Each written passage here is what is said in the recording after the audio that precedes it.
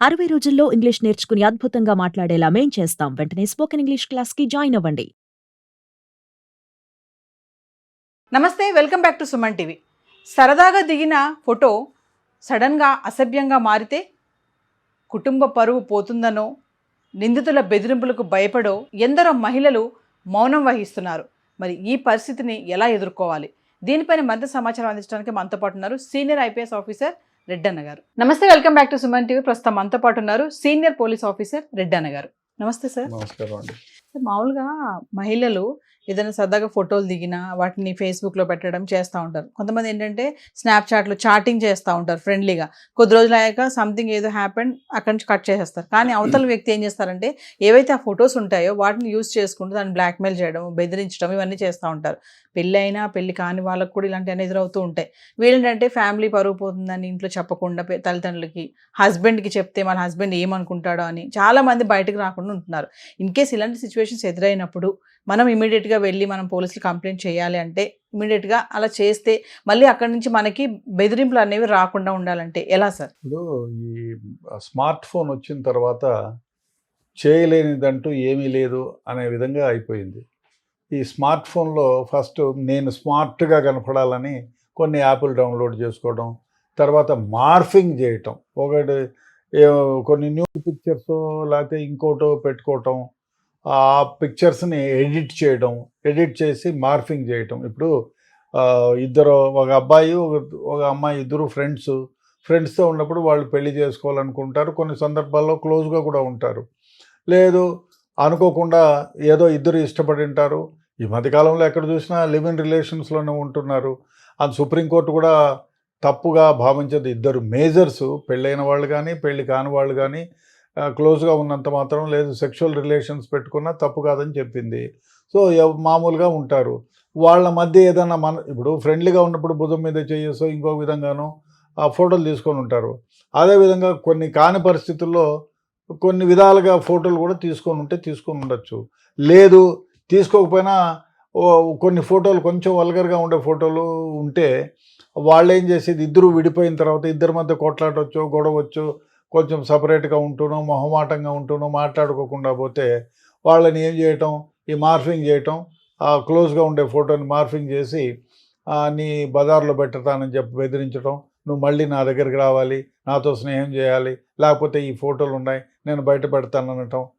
So ఈ విధంగా. అదే కాకుండా కొందరు ఏం చేస్తున్నారంటే కొన్ని ఫోటోలు సీక్రెట్గా అవ్వాలి. ఇప్పుడు ఏదో మనకు సరదాగా ఒక ఫ్రెండ్తో దిగినవో ఇంకో విధంగానో, ఇంట్లో అనుకోకుండా ఎవరన్నా తీసినవో, అర్ధనగ్నంగా ఉండే ఫోటోలో ఇంట్లో ఉన్నప్పుడు తీసుకున్నవో మనం వెబ్సైట్లోనో లేకపోతే మన ఫ్రెండ్కో ఎక్కడో పంపిస్తే వీడు ఫోటోలు దొంగతనంగా తీసుకొని నీకు దాన్ని నగ్నత్వాన్ని జోడించి నువ్వు ఈ అమ్మాయి నువ్వు ఫలానా దగ్గర రావాలి, లేకపోతే ఈ ఫోటోలు నెట్లో పెడతాను, నాతో మాట్లాడాలి, లేదో నాకు డబ్బులు ఇవ్వాలి, ఈ విధంగా బ్లాక్మెయిల్ చేసేవాళ్ళ సంఖ్య విపరీతంగా పెరిగిపోయింది.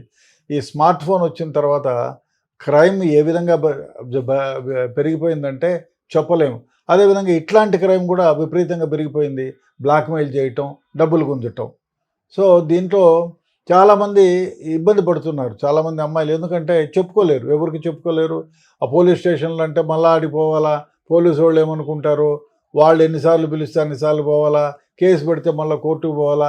ఈ మధ్య భర్తకు తెలుస్తుంది, అన్నదమ్ములకు తెలుస్తుంది, లేదు అంటే తండ్రికి తెలుస్తుంది, నువ్వు అందుకేనని నువ్వు కాలేజీకి పంపించిందని తిడతారు. లేదు ఉద్యోగం చేయొద్దు, ఏమొద్దు, ఇంట్లో కూర్చో, నువ్వు పెద్ద ఆడిందిలాగా పోతావు, నువ్వు సంపాదించదొద్దు, బొచ్చవద్దు, ఇంట్లో కూర్చోవని చెప్పి తిట్టి కొట్టి ఇంట్లో పెట్టిన సందర్భాలు చాలా ఉన్నాయి. సో ఇట్లాంటి వాళ్ళు ఇప్పుడు మన దగ్గర 100కి ఫోన్ చేసి చెప్పినా, మీరు 1039కి ఫోన్ చేసి చెప్పినా లేదు.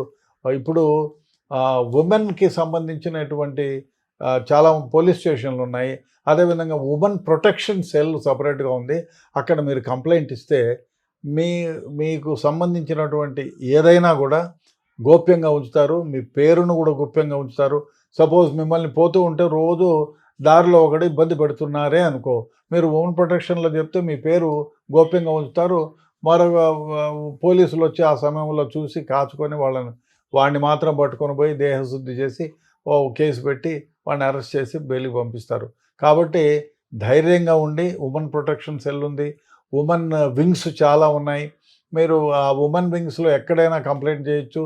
లేదు మీకు ఇట్లాంటివి ఏమైనా మార్ఫింగ్ చేసినారంటే సైబర్ క్రైమ్ పోలీస్ స్టేషన్లో కంప్లైంట్ ఇస్తే మీ పేరును మీ ఐడెంటిటీని కూడా గోప్యంగా ఉంచుతారు. అదేవిధంగా వాడిని అరెస్ట్ చేసి జైలుకి పంపిస్తారు. అదేవిధంగా మీరు ఏదైనా ఇట్లాంటి దానిలలో ఎవిడెన్స్ ఇవ్వాలంటే 1 to 1 అంటే మిమ్మల్ని అక్కడ అందరి ముందు క్వశ్చనింగ్ చేయకుండా జడ్జి గారు కెమెరాలో మిమ్మల్ని విచారిస్తారు. కాబట్టి మీరు డెఫినెట్గా ఇటువంటి మీకు అన్యాయాలు ఏమైనా జరుగుతున్నాయంటే మీరు హ్యాపీగా పోయి కంప్లైంట్ ఇవ్వచ్చు. సైబర్ క్రైమ్లో ఇవ్వచ్చు, 1039లో ఇవ్వచ్చు, 100కి ఇచ్చి మీరు గోప్యంగా ఉంచుతారు. అదేవిధంగా ఉమెన్ ప్రొటెక్షన్ సెల్స్లో చాలా ఉన్నాయి. సో ఉమెన్ రైట్స్ ఉన్నాయి. సో దాంట్లో మీరు కంప్లైంట్ చేస్తే మీ పేరు బయటికి రాదు.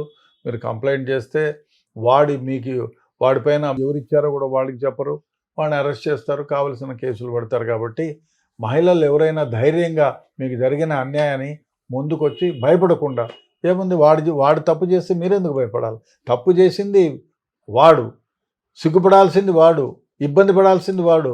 దాని బదులు అమ్మ నాయన ఏమంటాడో, భర్త ఏమంటాడో అనుకొని సిగ్గుపడకుండా, ఇబ్బంది పడకుండా ధైర్యంగా ముందుకు పోయి ఈ దాని దగ్గర కంప్లైంట్ ఇస్తే ఇవన్నీ మీ పేర్లతో సహా ఎవ్రీథింగ్ రహస్యంగా పెడతారు, గోప్యంగా ఉంచుతారు, వాళ్ళపైన కేసులు పెడతారు. కాబట్టి మీకు ఇటువంటి అన్యాయాలు ఏమైనా జరిగితే డెఫినెట్గా ఈ విధంగా మీరు కంప్లైంట్ ఇచ్చి మిమ్మల్ని ఇబ్బంది పెట్టిన వ్యక్తుల్ని అరెస్ట్ చేయిస్తే బాగుంటుంది.